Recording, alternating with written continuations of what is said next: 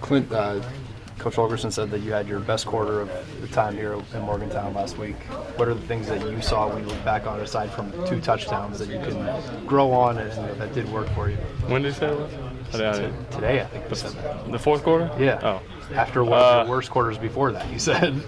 Probably. Fair assessment. You know, it's like I said before, after the game, it's a long game. You can't really dwell on what happened last quarter, necessarily the last play. You know, you just got to control what you control, and that's, you know, all I did. And, you know, it made it easy when throwing to those guys that I'm throwing to and having those guys up front. But are there things that you saw when you looked at the film that you said, okay, you know, more of this, let's get this going from the first quarter all the way through against Texas?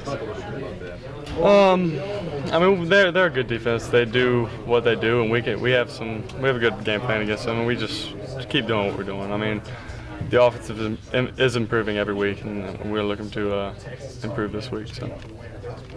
But as a guy who grew up watching them as a fan, night games in Morgantown, it's your first one that you actually get to play in. What is this going to be like for you? It'll be exciting.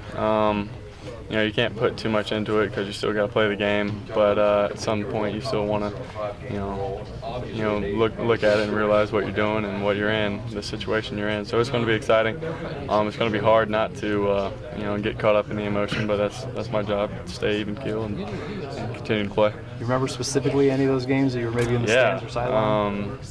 From when we first started and beat Virginia Tech, you know, 2003. I mean, the Louisville game. I mean, there's just been so many night games. And what was my last one? I think Rutgers in overtime where they had Ray Rice. And Jarrett Brown had to come in. There's a lot of games, a lot of good memories. So.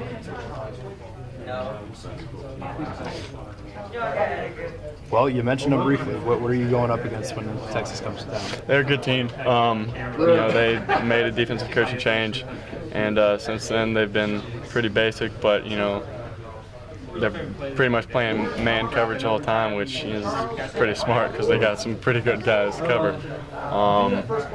Number 2 last week for TCU was pretty good, but as a whole, as a defense, these guys match up pretty well. They're good cover guys, and up front they're good, and they're, you know, highly recruited guys and highly talented guys.